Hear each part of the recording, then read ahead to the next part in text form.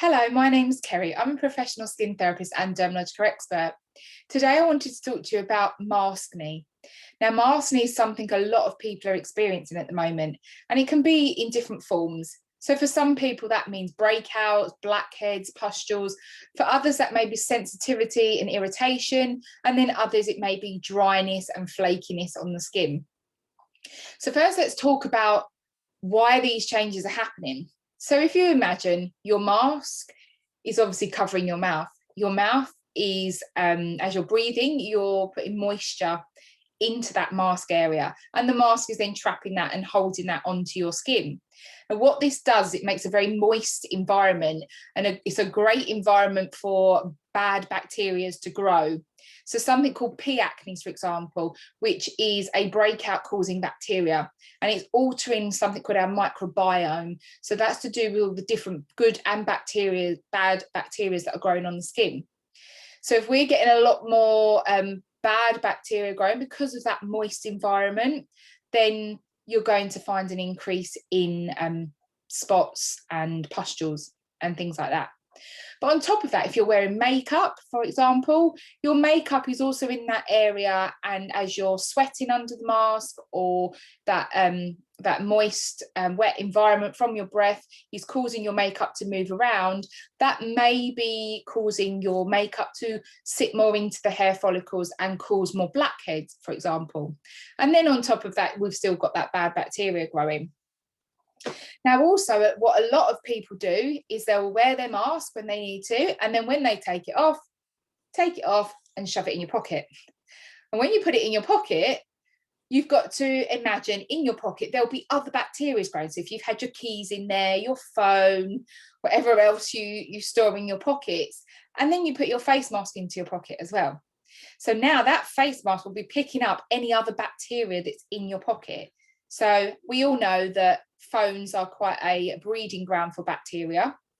So if your phone's in the pocket, your mask is now touching the phone. Your car keys, if you sort of go to the petrol garage and then you're touching the hand pump, then you touch your keys. How often are you cleaning your keys? They're all in your pocket. So your pocket now becomes a bit of a breeding ground of bacteria. Or if you put it into your bag, again, are you just putting it into your bag? So again, you've got lots of different bacteria that will be growing in your bag. And then you take your mask out and you pop it back on.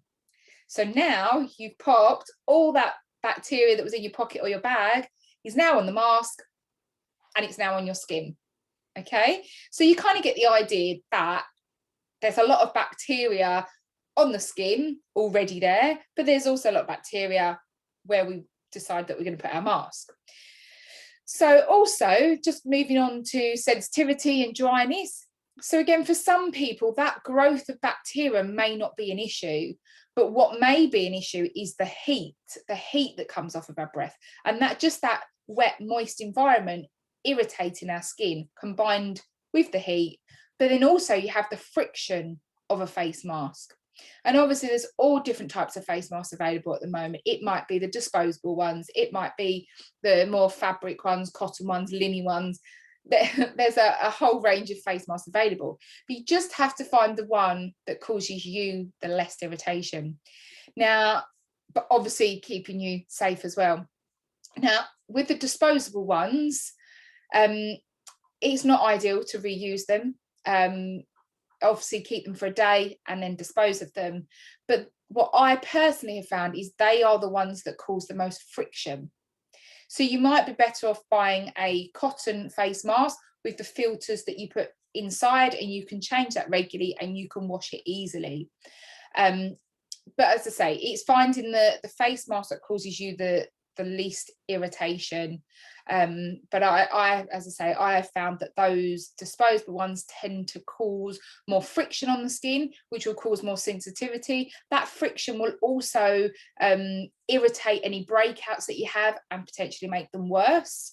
And also that friction and that moisture and the heat will also be causing your skin to be a little bit dehydrated and possibly causing that flakiness as well. And as I say, with makeup is another thing that you need to look at. Is it something that the makeup you're using is a little bit pore blocking, and then that movement of the mask and the sweating is causing that to block the pores a little bit more. So what can we do to prevent these problems? So my first advice would be wash your face mask every day. Use a new face mask every day. And then secondly, if you are in a position where you're wearing your face mask, then removing it and then wearing it again, when you take it off, fold it like that, and then pop it in a little bag, whether that's a Ziploc food bag, or whether you have a little cosmetic bag that you could put it in, a fabric bag that you can put it in and then wash, but put it inside something, inside a bag, and then put that bag into your pocket or into your bag. So therefore, you know that on the mask, you folded it like that to trap any bacteria from the outside, but then the inside of your mask will stay clean. All that is on there is any bacteria or sweat, makeup, anything that was on your skin already. So that will just help limit the amount of bacteria that you're putting onto your skin. And then when you take it out, you can just pop it on. Now, another thing that I would suggest doing is using something like the Clear All Over toner. And what I've personally found is by spritzing that on, allowing it to dry, and then popping my face mask on, it's just helping to limit that bacteria and help to kill that bacteria. There's lots of botanicals in there to kill bacteria, but it also smells amazing as well. It's quite nice to put it on and it smells good, but it's also just creating that little bit of a barrier, an antibacterial barrier on the skin. Another great thing to be using is the barrier repair. So barrier repair is a bit like a little blanket for your skin. So it's great if you're experiencing sensitivity and irritation. It's great if you're getting that little bit of dryness. And what that will do is just create, again, that barrier, as it says, barrier repair, create that barrier between your skin and the mask. So it will reduce that irritation whilst you're wearing the mask. And also it's very hydrating and protecting and calming. So if you have got that irritation, even if you have breakouts, you can still use barrier repair because it's great for inflammation. And if you're getting that dryness and sensitivity, it will be great because it will help to reduce and calm the skin. Then the other thing is, if you are experiencing breakouts, make sure that when you do remove your mask at the end of the day, that you first of all go and wash your face with an antibacterial wash. You know, whether that's something like maybe the Clear Start foaming wash, that's really going to help to deep clean and purify the skin.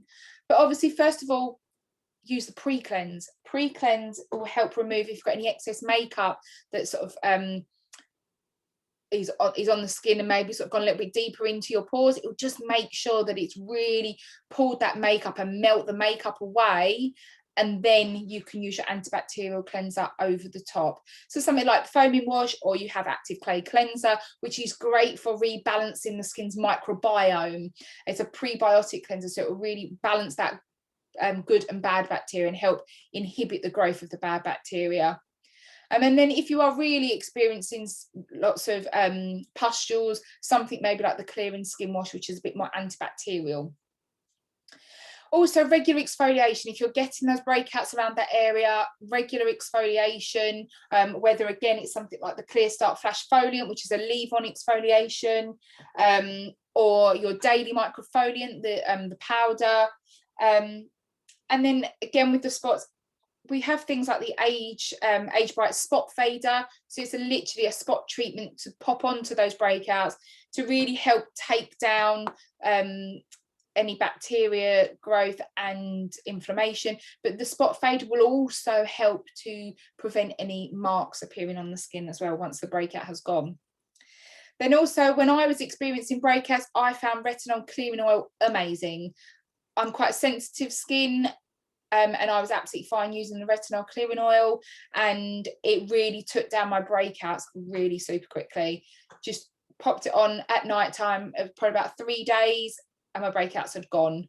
And I just used it in that area, and it was really brightening for the skin as well. So there's lots of things that you can use to keep those breakouts under control. And then with the sensitivity, as I say, barrier repair will create that barrier. But then we've also got things like barrier defense booster, calm water gel, ultra calming mist. So that's another great one, the ultra calming mist, to spritz over your skin when you remove your mask.